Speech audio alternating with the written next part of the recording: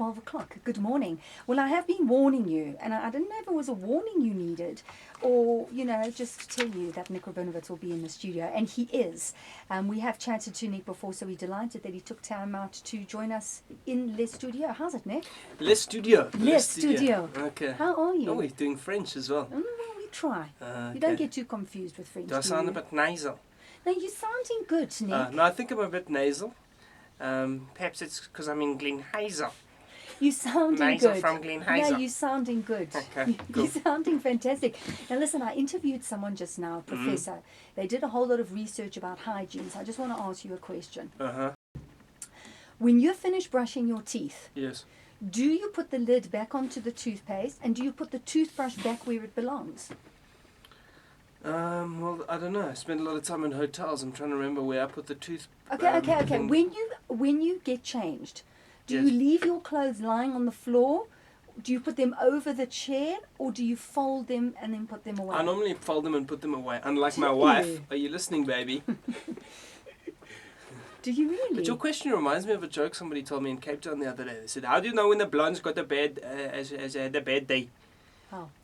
She got a pencil behind the ear and she can't find the nose. Other way around, she got something. Anyway, it's probably not kosher. Well, you know what? Yeah. It means you've got good hygiene. Oh, It does. what does? Research states that Yes. if you are very tidy, if that's your personality trait, you have good hygiene. Well, I can tell you that because I was listening just now. You interviewed somebody who'd climbed Kilimanjaro, Yes. which I did a few weeks ago, and that was certainly not good hygiene. Didn't wash for a week. Did you really climb Mount Yes. Kilimanjaro? Yeah. How was that? It was pretty cold, I must say. The last night was about -10, and I was wearing 3 pairs of gloves. And interesting, Desmond, because the guide told me, no, you don't need these gloves. You just put your hands inside your pants. And so actually, they do that. The guides do that because you start off for the first 3 hours, put the hands in, and then you move your hands to your armpits after about 3 hours. Then eventually, you just put them around your neck. Because that's where your testicles have retreated to by the time you get to the top. I actually had 3 Adam's apples by the time I took the picture at the summit. But what made you go that time of the year? I mean, it is cold. That's actually a good time of the year to go because it's dry season. And -10 actually was quite reasonable. I mean, it can get, with a wind chill, can get to -20. Oh, freezing. But how long Freezing. did it, I mean, how long, I don't how know long why. did it I mean, take I've you to never climb heard- Kilimanjaro? Have you ever heard of a Jewish boy? No, I mean, never. no. Never. How long it took? We took about 7 days in total. And did you bath in those 7 days? No, Well, you couldn't have no, bathed, no. bathed. No, you get a little. Do you bath get a or little bathe in a bucket. mountain? You get a little Oh. bucket. Oh, They okay. come in the morning. Water for washing, and then that's it. Do they warm it up? Or is Yeah, it- they do. They do. Oh. It freezes overnight, and then in the morning. I believe you get like hot chocolate and marshmallows when you climb Mount Kilimanjaro. We didn't get marshmallows. But you got hot chocolate. Okay, so that makes it quite a No, nice that's experience. luxurious. Well, So why did in you do inverted it? commas. For fun. Well, yeah, Who did you because do it's it there. with? I did it with a couple of friends of mine. And you all survived. We all made it. Could you write a book? Do you think No. like this Greg Reed, who was so motivated, and because he's written a whole lot of I books, could write a and it's very just- short book. and it would be titled. You know, like the length of that book on the Italian war heroes, about that long. Only because I only came up with 2 jokes, one of which I've told you, and the other I can't remember. Oh no. The other thing was they tell you a lot is to go slowly. That's the best way to go. And they say pole pole the whole time. They're telling you pole pole. And if you go with your wife, Desmond, they even walk into your tent at night and go pole pole. Nick, so Yeah. you're here to do some work with Yad. There's going to be a great Yes, event. we've got a happening. show for Yad. In fact, we were just discussing what Yad stands for. For those of you who don't know, Yad stands for, what is it actually, Nikki? Young Young? Adult Division. Okay, young But adult. of what? Of the Jews. Of the Jews. Yeah. Okay. Yeah, I thought it was young and desperate. But then somebody told me, no, it's actually young and dashing to Australia. Young, okay, hang Oh, on. she's doing sign language. No, she does that to me all the time. Could you concentrate with someone making that square shape? Yes, is she in- calling for the TMO? I don't know. I don't know, but Well, she you does boggy, it. let's go upstairs. She does it all the time. So Nick, okay, so you when the 22nd of September, so tomorrow, Tomorrow. the Simon Cooper Hall, and that is the Young Adult Division comedy evening with Nik Rabinowitz. I think it's actually a few people. Isn't it Nik Rabinowitz and friends? It doesn't actually say. I I don't just have made friends. it up. Okay. I don't know. Do you have friends, Nick? Who are you going to be thought I with? did. I thought Desmond, Okay, would you be my here we friend? go. Annual Of course Yacht I could Comedy be. Evening featuring Nik Rabinowitz and friends. And friends, okay. Well, one of my friends is actually Desmond. I met the Archbishop the other day, Desmond. Have you met him? Have you had him? No, I haven't. He's a wonderful guy. It's actually his birthday party in a couple of days' time. And he was like, oh, well, it's very exciting. And I'm hoping to get a llama for my birthday. I don't know if he's going to get the Dalai Lama, maybe just one that spits. Well, let's hope the Dalai Lama comes out. I wanted to ask you something. Zapiro, do you enjoy his comics? Zapira, do you ever look at he's a big source of inspiration for me. Is he? Zapira, yeah, definitely, yeah. Because you know he's a lot of hot water.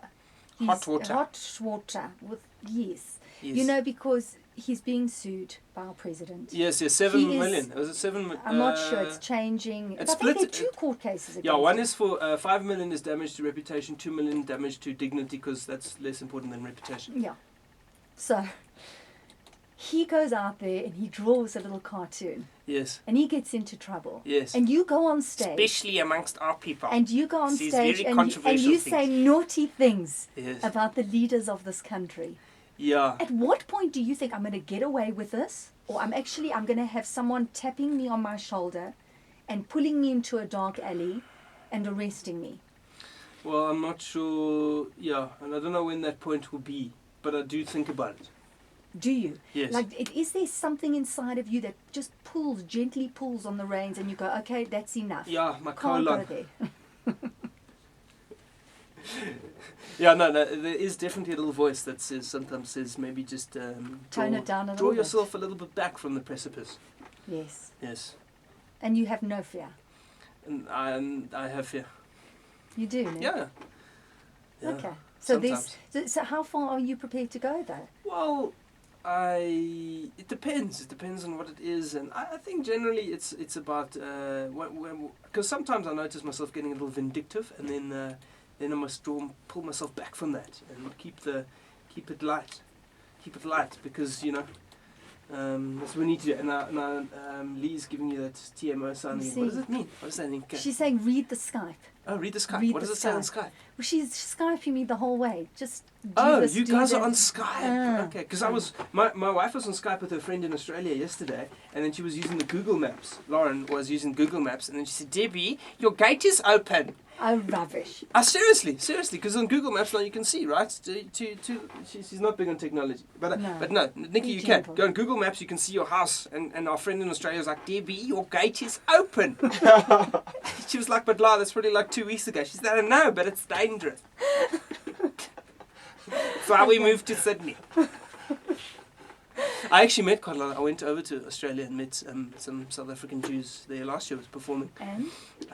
Well, this one woman says to me, "No, we there," because they have to explain why they left, like halfway into the first minute of the conversation. "No, we left in '92, we couldn't anymore. We just couldn't, Desmond. We couldn't.